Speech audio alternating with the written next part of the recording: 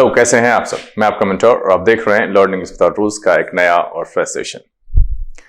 आज की उपस्थिति ऐसे सामान्यता तो कही जाती है कि कमेंट बॉक्स का सेशन होगा, लेकिन मैं बहुत दिनों से विचार कर रहा था। बहुत सारे बच्चों की डिमांड थी कि सर आरसी शुरू की जाए, आरसी शुरू की जाए, सर आरसी बताइए। और मुझे भी लग रहा था कि कहीं ना कहीं बच्चों में एक अंडरस्टैंडिंग गैप हो रहा है। तो मैं अभी फिलहाल यहाँ पर जिस तरीके से SSC previous year error spotting के एपिसोड लेकर के आ रहा हूं, आज से मैं यहां पर शुरू कर रहा हूं SSC previous year reading comprehension. हर दिन कोशिश करूंगा कि ऑल्टरनेट डेज पर एक आरसी हो जाए और एक एरर स्पॉटिंग, फिर धीरे धीरे क्लोज टेस्ट ऐड किया है उसको भी बढ़ाता चलूंगा। तो एक पूरा क्वेश्चन सेट में लगभग 5 नंबर, 3 नंबर 5 नंबर एरर रहता है और 5 नंबर का क्लोज टेस्ट रहता है। तो 10-12 नंबर तक हम लोग जो है कवर कर पाएंगे और वोकैबुलरी से 4 नंबर, तो 19 नंबर के आसपास तक हम पहुंच जाएंगे। बाकी वन वर्ड सब्स्टिट्यूशन को भी मैं फिर से शुरू करने की कोशिश कर रहा हूं। बहरहाल अभी जितना एपिसोड है वो काफी है, तो आप उसको पहले तैयार कीजिए। इडियम्स एंड फ्रेजेस के 2 नंबर हैं, तो उसके भी सेशन को आगे बढ़ाएंगे, लेकिन अभी फिलहाल आप 44-45 जो एपिसोड है उसको तैयार करिए और बाकी ग्रामर के कुछ पोर्शन पर हम आगे देखेंगे क्या करना है, कैसे करते हैं। समय कम रहता है, क्लासेस ऑफलाइन भी होती है, तो मैं वीडियो थोड़ा कम शूट कर पाता हूं, लेकिन आज मैं यहां से शुरू कर रहा हूं आरसी। अब इसमें प्लानिंग क्या है, कुछ नहीं, मैं स्क्रीन पर क्वेश्चन रखूंगा, आप आराम से वीडियो को पॉज करना, अपने हिसाब से समय लगा करके मैं बताऊंगा किस आरसी में कितना समय लगाना चाहिए। अभी फिलहाल समय की पाबंदी के बारे में चर्चा नहीं करते हैं। आप वीडियो को पॉज कर लेना, पहले उस पैराग्राफ को पढ़ लेना, उस पेज पर अगर क्वेश्चन है तो उसको सॉल्व कर लेना, नहीं है तो वीडियो आगे करोगे तो फिर अगला पेज आपको मिल जाएगा, फिर और आगे करोगे। कम से कम 5 क्वेश्चन तो होते हैं, तो 5 क्वेश्चन के लिए हो सकता है कि आपको 5 पेज तक आगे बढ़ना पड़े। तो इसको बढ़ा करके आपको देखना है, और जब आपको लगे कि हाँ आपने अपनी समझदारी और सूझबूझ के हिसाब से सारे क्वेश्चन को अटेम्प्ट कर लिया है और अपने हिसाब से सॉल्व कर लिया है, तब फाइनली मेरे द्वारा जो बताया जाएगा एक्सप्लेनेशन, उस पर आप आगे बढ़िएगा। ठीक है, तो बस यही प्लानिंग है। आप वीडियो को रोक करके अपने हिसाब से, अपनी अंडरस्टैंडिंग के हिसाब से कोशिश करना है। एक और चीज, अब यहां पर जैसे ही लेवल लगा हुआ है एसएससी, तो आपको लगेगा कि ये सिर्फ एसएससी के बच्चों के लिए है, नहीं। आपकी अंडरस्टैंडिंग बेहतर हो, अगर आप बैंकिंग की भी तैयारी कर रहे हो तो ठीक है, आपके पैराग्राफ का लेवल हाई है, एसएससी वाले से थोड़ा ज्यादा होता है, लेकिन शुरुआत 0 से ही होती है आपकी भी, तो आपको भी बनाना चाहिए। और धीरे धीरे हम इसके लेवल का ध्यान रखेंगे। इतना आसान सवाल और इतना आसान पैराग्राफ रखेंगे नहीं, एक जो कह सकते हैं क्रिटिकल लेवल मॉडरेट रखेंगे, और उसको आपको अंडरस्टैंडिंग को डेवलप करने पर जो है जोर देने की बात है, और हम उसमें आपकी मदद यहां पर करेंगे। तो चलिए सेशन को शुरू करेंगे, लेकिन उससे पहले जो लोग इस चैनल पर नए हैं और वैसे पुराने लोग जिन्होंने अब तक चैनल को सब्सक्राइब नहीं किया है, तो प्लीज सब्सक्राइब कर लीजिए, बेल आइकन प्रेस करके नोटिफिकेशन को ऑल पर जरूर रखिएगा, ताकि यहां से जो वीडियो अपलोड हो उसकी सूचना आपको मिले और कोई भी सेशन मिस ना हो। लाइक और शेयर करने में कंजूसी नहीं कीजिएगा। साथ में अब तो सेशन ऐसे है जहां पर कि मन में कुछ बातें रह सकती है, तो कमेंट में लिख करके साझा करने से झिझकिएगा नहीं। अगले दिन जब आएगा आरसी से रिलेटेड सवाल होगा, तो आरसी के ही अगले एपिसोड में उसके आंसर के साथ हम जरूर उपस्थित होंगे। चलिए सेशन की शुरुआत करते हैं।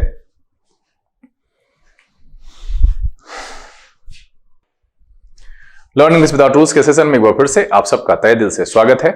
आज है पहला सेट, तो यहां पर हम रख रहे हैं पैराग्राफ आपके सामने में।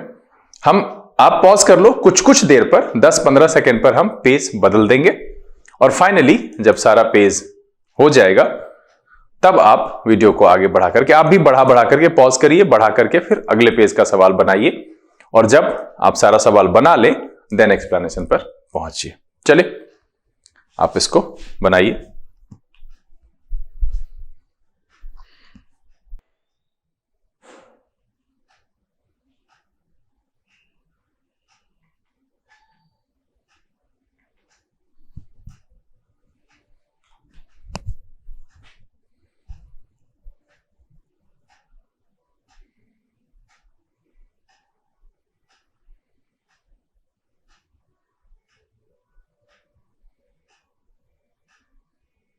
चले, उम्मीद है आप सबने 5 सवाल बना लिए होंगे।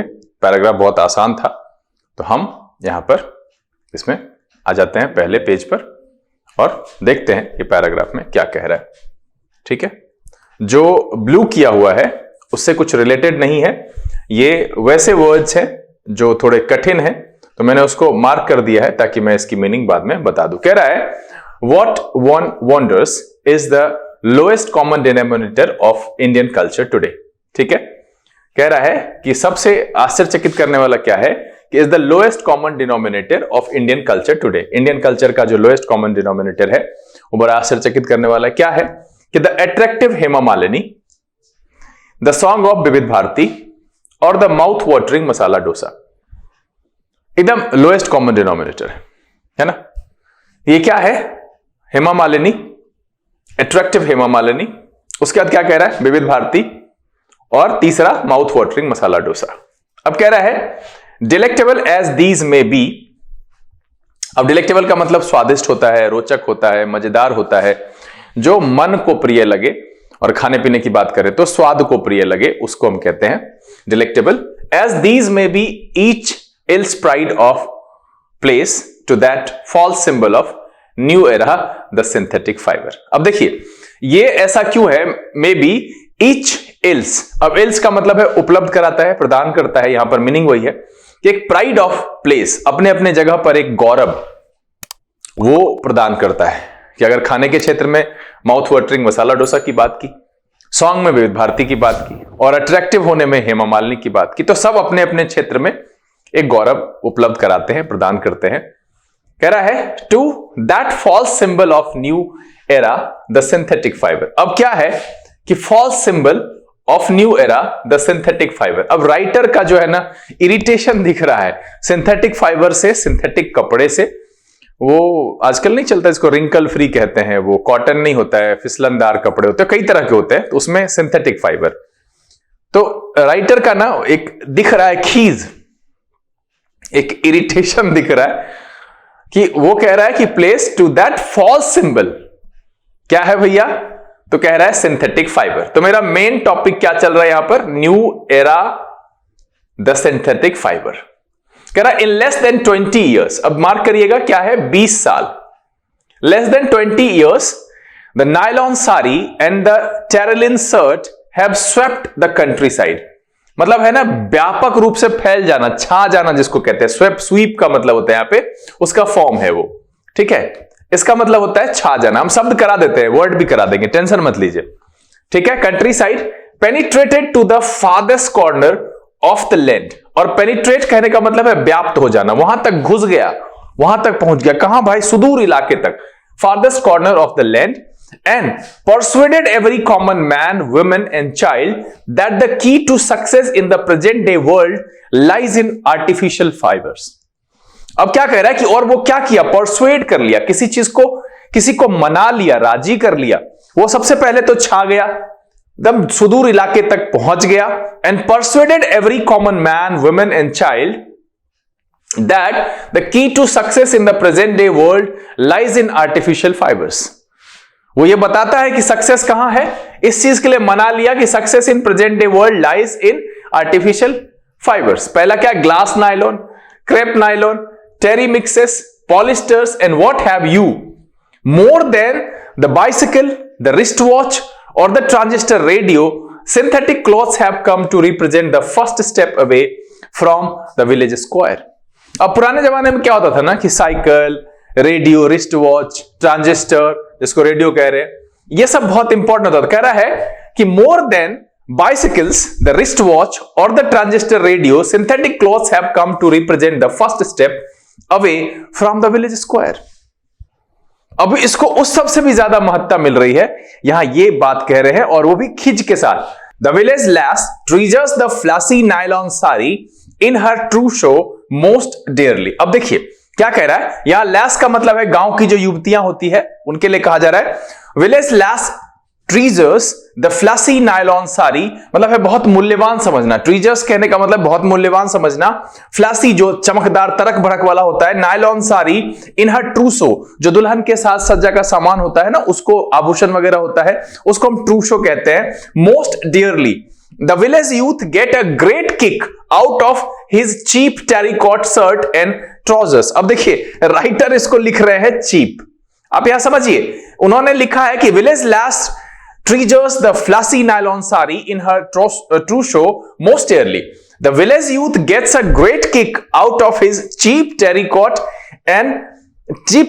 shirt and trousers. मतलब है कि जो विलेज के यूथ थे उनको बहुत किक मिलता था उससे, मतलब एक बड़ा वो अपने आप को शान समझते थे इसको कि भाई नायलॉन के जो चीप टेरिकॉट शर्ट और ट्राउजर्स है उसको वो पहन करके उनको बहुत ही किक मिलता था। इस बात की राइटर यहां पर बात कर रहे हैं। The nearest he can approximate to the expensive synthetic spotted by his wealthy city bred. अब city bred का मतलब है जो शहर में पले बढ़े लोग हैं, जो शहर के लोग होते हैं उनके लिए। तो अब ये क्या कह रहा है कि वो कह रहा है कि the nearest he can approximate to the expensive synthetic spotted by his wealthy city bred contemporaries. अब देखिए यहां पर इन्होंने लिखा है सस्ते, और यहां पर क्या लिख रहा है कि एक्सपेंसिव। अब यहां पर expensive synthetic spotted by his wealthy city bread contemporaries. Contemporary का मतलब होता है समकालीन, उन्हीं के समय के जो शहर में पले बड़े बच्चे थे उनके शर्ट के साथ वो या उनके ट्राउजर्स के साथ वो उसको मैच करते थे कि भाई वैसा ही है। सिंपल यहां पर क्या कह रहा है कि great kick out of his cheap terracotta shirt and trousers, the nearest he can approximate, लगभग की बात कह रहे हैं, to the expensive synthetic spotted by his wealthy city bred contemporaries. And the neo-rich craze for foreign is nowhere more apparent than in price that people will pay for smuggled, stolen, begged, borrowed, second hand और thrown away synthetics. अब देखिए यहां पर जो writer ने क्या बात कही है कि फॉरेन का मतलब यहां पर है वही गांव में जो बोलते हैं ना फॉरेन, माने विदेशी, फॉरेन से मंगवाए हैं, एक फॉरेन से आया सामान है। तो उस समय में एक पुराने जमाने में ना एक बड़ा क्रेज हुआ करता था, किसी भी तरीके का सामान हो, विदेश से आया हो, अगर हम कह देते हैं ये फॉरेन से मंगाई हुई घड़ी है तो लोगों के जो गांव में है ना एक अलग सी चमक हो जाती है। अब तो खैर बहुत कम हो गया, क्योंकि अब स्थिति ऐसी हो गई कि भैया लोग आसानी से फॉरेन जा रहे हैं, आ रहे हैं, उनके लिए अब कॉमन हो गया है ये सारी चीजें। मैं उन समय की बात कर रहा हूं जहां पर की सड़कें नहीं होती थी, और उस समय में अगर इस तरह के कपड़े होते थे तड़क भड़क वाले चमकदार, जो कि शहरी लोगों के भले वो ये सस्ते हों और वो महंगे हों।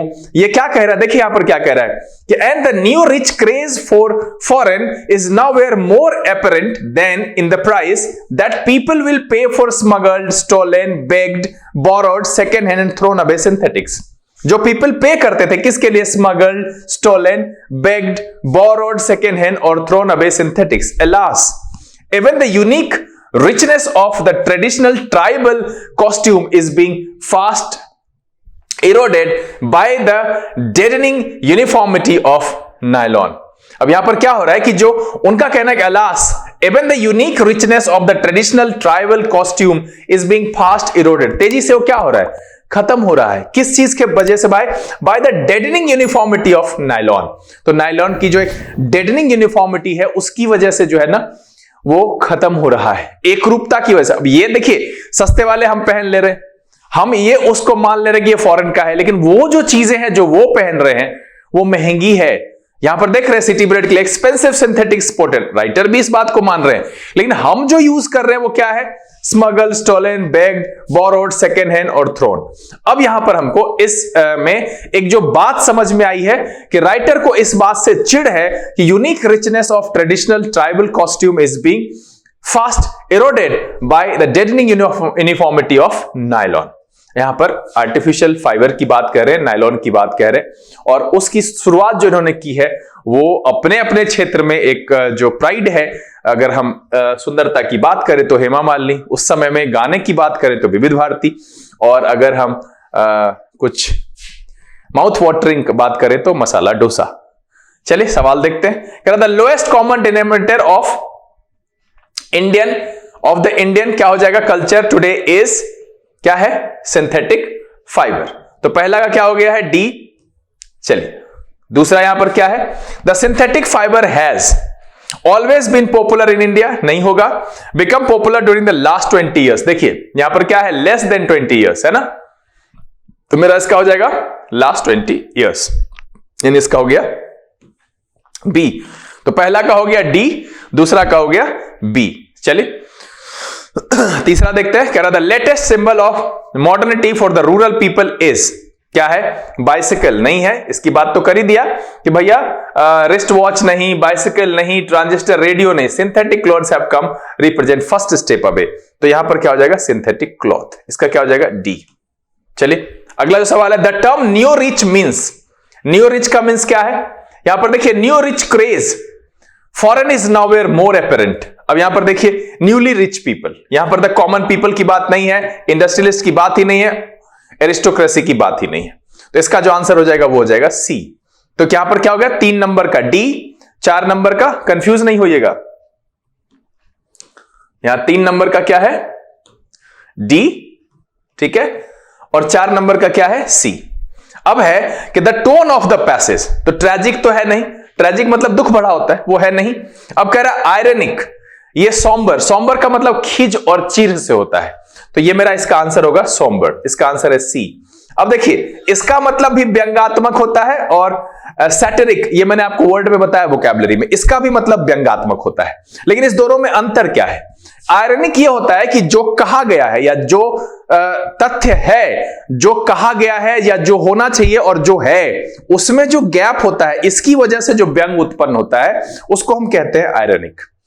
एंड सैटिरिक कहते हैं कि जब हम किसी चीज को बढ़ा करके, बढ़ा चढ़ा करके, कुछ बोल करके ऐसा कुछ हंसी उत्पन्न करते हैं, व्यंग उत्पन्न करते हैं, उसको हम कहते हैं सैटिरिक। ठीक है, तो ये ध्यान रखिएगा। अब रही बात टोन की बात, तो एक दिन हम ना टोन पर अलग से क्लास लेकर के आएंगे कि कौन से टोन को क्या कहते हैं और किस कैसे कैसे पहचानते हैं। तो अभी हमको पता चल गया कि भाई राइटर यहां पर जो है चिढ़ा हुआ है और उस बात को वो इस पैराग्राफ के माध्यम से दर्शाया है। तो मेरा जो आंसर क्या हो गया? पहला का डी, दूसरा का बी, तीसरा का डी, चौथा का सी और पांचवा का सी। चलिए कुछ वर्ड्स है, आप इसको लिख लीजिए। हाँ, पहला है डिलेक्टेबल, मतलब होता है सुखद और स्वादिष्ट, मैंने कहा ही कि लुकिंग और testing extremely good and giving great pleasure. दूसरा है इल, ये बता चुका हूं मैं, टू प्रोड्यूस और प्रोवाइड क्रॉप्स, प्रॉफिट, रिजल्ट, उपलब्ध कराना, परिणाम या लाभ देना। स्वीप का मतलब quickly spread through an influence an area, छा जाना या फैलाव। पेनिट्रेट का मतलब एट द सेम टाइम, नहीं, व्याप्त होने से, ये गड़बड़ है, व्याप्त होने से, हर जगह फैल जाने से है। ठीक है। परसुएड का मतलब है to make somebody do something by giving him और हर गुड रीजन, मनाना और विश्वास दिलाना, इस अर्थ में परसुएड। सिटी ब्रेड का मतलब है बीइंग और हैविंग द कस्टम्स और मैनर्स और dress of the city person, उसको कहते हैं सिटी ब्रेड। कंटेम्पररी का मतलब है समकालीन, जो एक ही समय के होते हैं। Belonging to the same time as somebody और समथिंग एल्स। और इरोड का मतलब है टू डिस्ट्रॉय समथिंग स्लोली, धीरे धीरे खत्म करना, समाप्त होना। द क्वालिटी और फैक्ट बीइंग द सेम और नॉट चेंजिंग, मतलब है एक रूपता और एक समानता, यूनिफॉर्मिटी के लिए हम कहते हैं। तो मैं यहां पर स्क्रीन से हट जा रहा हूं, आप इसको नोट डाउन कर लीजिएगा। ऐसे मुझे लगता है कि मैक्सिमम जो वर्ड है वो मैंने आपको इसमें बताया है। चलिए, उम्मीद है कि ये जो प्रयास है, मुझे सबसे पहले तो लिख करके बताइएगा कि क्या इस तरीके से आरसी करवाने पर आप सब कंफर्टेबल हैं, बना रहे हैं, ठीक लगा आज का सेशन? अगर इसमें कोई सुधार चाहिए, कुछ और तरीके बदलने हैं तो मुझे बताइएगा, क्योंकि यहां पर ये प्री रिकॉर्डेड सेशन होता है, तो उसमें मुझे यही लगा कि मैं आपको क्लोज टेस्ट की तरह समय दूंगा और आप उसको सॉल्व करेंगे एंड बाद में एक्सप्लेनेशन को मिलाएंगे। वोकैबुलरी में लास्ट में करा दूंगा, वैसे कराया ही रहता है, अब मैंने पढ़ाने के दौरान वर्ड तो बताया ही है ना। तो उम्मीद है कि आप सबने पांचों को सही किया होगा। एक टोन वाले में शायद गड़बड़ी हुई होगी, लेकिन अच्छे अंक प्राप्त किए होंगे। सबसे पहले अपने द्वारा प्राप्त किए गए अंक कमेंट में लिख करके मुझे बताइए। और उम्मीद तो यह है कि यह वीडियो पसंद आया और आप सबको सच में बहुत खुशी हुई कि चलो आज से आरसी की शुरुआत हुई। धीरे धीरे हम हर तरह के पैराग्राफ को लेकर के उपलब्ध यहां पर होते रहेंगे और आपके जो रीडिंग में और अंडरस्टैंडिंग में थोड़ी कमी है उसको हम और बेहतर करने की कोशिश करेंगे। उम्मीद तो यह है कि वीडियो आपको पसंद आया। अगर ये वीडियो अच्छा लगा, आप इसको लाइक कर दीजिए। अब तक चैनल सब्सक्राइब नहीं किया है तो प्लीज सब्सक्राइब कर लीजिएगा। बेल आइकन प्रेस करके नोटिफिकेशन कॉल पर रखना नहीं भूलेगा। समय से पहले का बहुत ज्यादा इस तरह के एपिसोड के साथ फिर आपके सामने उपस्थित होंगे। तब तक के लिए आप घर में रहिए, अपना और अपने परिवारजन का ख्याल रखिए, खुश रहिए, मस्त रहिए, लेकिन पढ़ते लिखते जरूर रहिएगा। लर्निंग विद रूल्स के जन से this is BK Singh signing off. Keep reading, keep practicing. Thank you, God bless you.